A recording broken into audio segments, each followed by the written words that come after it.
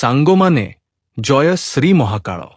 ଯଦି ଆପଣଙ୍କର ମନେ ହୁଏ ଯେ ଆପଣଙ୍କର ଭାଗ୍ୟ ଆପଣଙ୍କର ସାଥ ଛାଡ଼ି ଦେଇଛି, ତେବେ ଆଜିର ଏହି ଭବିଷ୍ୟବାଣୀଟି ଶେଷ ପର୍ଯ୍ୟନ୍ତ ନିଶ୍ଚୟ ଶୁଣନ୍ତୁ।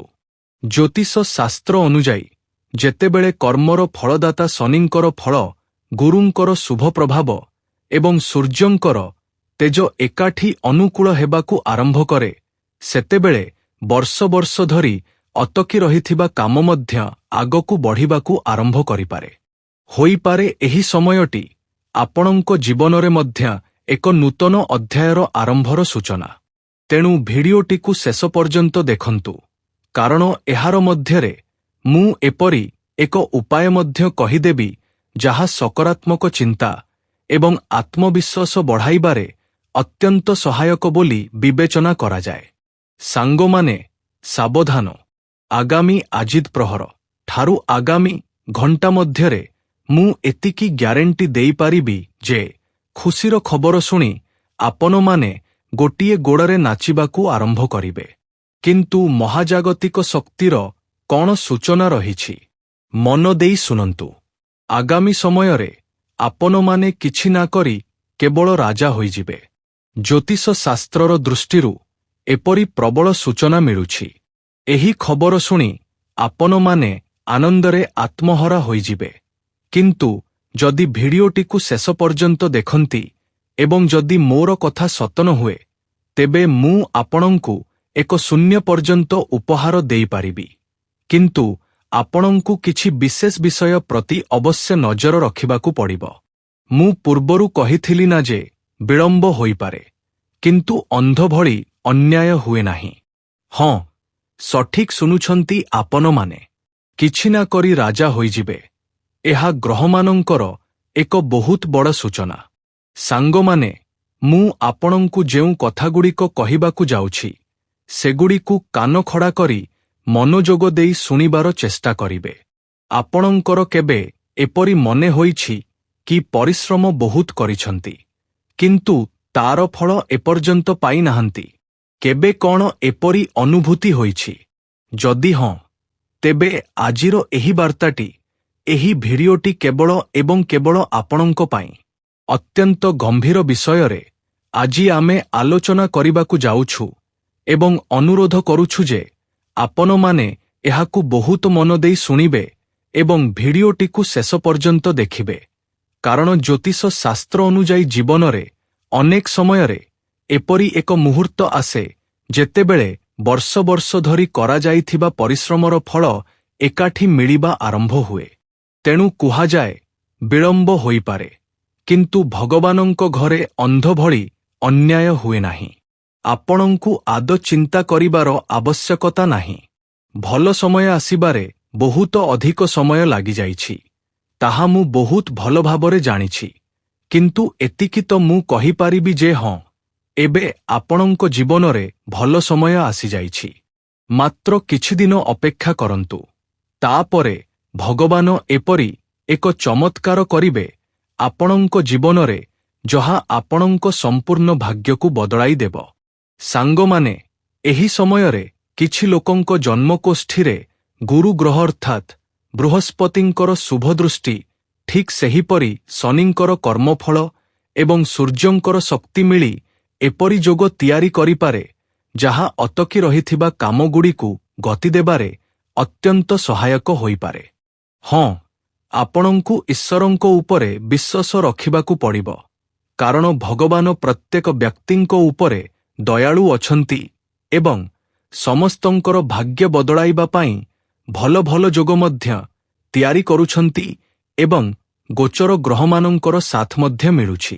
ଉପରବାଲା ଆପଣଙ୍କ ପାଇଁ ବହୁତ ବଡ଼ ଖୁସିର ଖବର କିମ୍ବା କହିପାରିବା ଏକ ଉପହାର ତିଆରି କରି ରଖିଛନ୍ତି ଆପଣଙ୍କୁ ଦେବା ପାଇଁ। ଏହାପରେ ଯେତେବେଳେ ଭଗବାନଙ୍କର ସାଥ ଆପଣ ପାଇବେ, ଆପଣଙ୍କ ଜୀବନର ସମସ୍ତ ପ୍ରକାରର ସମସ୍ୟା ନିଜେ ହିଁ ଶେଷ ହେବାକୁ ଆରମ୍ଭ ହେବ ଏବଂ ଆପଣଙ୍କର ବିଶ୍ୱାସ ମଧ୍ୟ ହେବ ନାହିଁ। କିନ୍ତୁ ଏହା ସତ। କିନ୍ତୁ ମନେ ରଖିବେ, କେବଳ ଗ୍ରହମାନେ ସବୁକିଛି ବଦଳାଇ ଦିଅନ୍ତି ନାହିଁ ସାଙ୍ଗମାନେ, ବରଂ ଗ୍ରହମାନେ ଆମକୁ ସୁଯୋଗ ମଧ୍ୟ ଦେଇଥାନ୍ତି। ସଫଳତା ପାଇବା ପାଇଁ ସଠିକ୍ ନିଷ୍ପତ୍ତି ଏବଂ ନିରଳସ ପ୍ରୟାସ ଅତ୍ୟନ୍ତ ଜରୁରୀ। କେତେବେଳେ କେତେବେଳେ ଆମେ କିଛି କଠିନ ନିଷ୍ପତ୍ତି ନେଇଥାଉ, କିନ୍ତୁ ସେହି ନିଷ୍ପତ୍ତି ଅନୁଯାୟୀ କାମ କରିପାରୁନାହିଁ। ଆପଣମାନେ ଯଦି କୌଣସି ଭଲ ନିଷ୍ପତ୍ତି ନିଅନ୍ତି, ତେବେ ତାହା ସଠିକ୍ ବୋଲି ପ୍ରମାଣ କରିବା କଥା ଚିନ୍ତା କରନ୍ତୁ ଏବଂ ଆପଣଙ୍କର ବୁଦ୍ଧିମତ୍ତାର ଯେତେଦୂର ସମ୍ଭବ ବ୍ୟବହାର କରନ୍ତୁ। ଆପଣମାନେ ଯେତେ ପରିଶ୍ରମ କରିପାରିବେ କରନ୍ତୁ, କାରଣ ଏବେ ଯେଉଁ ସମୟଟି ଆସିଛି ନା ସାଙ୍ଗମାନେ, ତାହା ଆପଣଙ୍କ ପାଇଁ ସମ୍ପୂର୍ଣ୍ଣ ଭାବରେ ବଦଳି ଯାଇଛି। ଏବେ ଇତିହାସରେ ଏତେ ଭଲ ସମୟ ପ୍ରଥମ ଥର ପାଇଁ ଆପଣଙ୍କ ଜୀବନକୁ ଆସିବାକୁ ଯାଉଛି, କାରଣ ବଡ଼ ବଡ଼ ଗ୍ରହମାନେ ସାଥ ଦେଉଛନ୍ତି, ଏପରିକି ଭଗବାନ ମହାଦେବ ଏବଂ ସୂର୍ଯ୍ୟଦେବଙ୍କର ମଧ୍ୟ ବିଶେଷ ଆଶୀର୍ବାଦ ଆପଣଙ୍କ ଉପରେ ରହିଛି। ତେଣୁ ଆପଣଙ୍କୁ ଆଦୌ ଚିନ୍ତା କରିବାର ଆବଶ୍ୟକତା ନାହିଁ। ତେବେ ଏପରି କିଛି ସୂଚନା ସମ୍ବନ୍ଧରେ ଆମେ ଆପଣଙ୍କୁ କହିବୁ। ତେଣୁ ପ୍ରଥମ ସୂଚନାଟିକୁ ବହୁତ ମନ ଦେଇ ଶୁଣନ୍ତୁ। ଯଦି ଗତ କିଛି ସମୟ ଧରି ଆପଣଙ୍କୁ ବାରମ୍ବାର ନୂତନ ସୁଯୋଗ ଦେଖିବାକୁ ମିଳେ, ପୁରୁଣା ଅଟକି ରହିଥିବା କାମଗୁଡ଼ିକ ଆଗକୁ ବଢ଼ିବାକୁ ଆରମ୍ଭ କରେ, କିମ୍ବା ହଠାତ୍ ସଠିକ୍ ଲୋକଙ୍କର ସାଥ ମିଳିବା ଆରମ୍ଭ ହୁଏ, ତେବେ ଏହା ସକାରାତ୍ମକ ସମୟର ଆରମ୍ଭ ବୋଲି ମଧ୍ୟ ଧରି ନିଆଯାଇପାରେ। ସାଙ୍ଗମାନେ, ଖୁସିରେ ନାଚିବାର ଦିନ ଆସିଯାଇଛି ଏବଂ ଏବେ ଇତିହାସ ବଦଳାଇବାର ସମୟର ମଧ୍ୟ ଆରମ୍ଭ ହୋଇଯାଇଛି।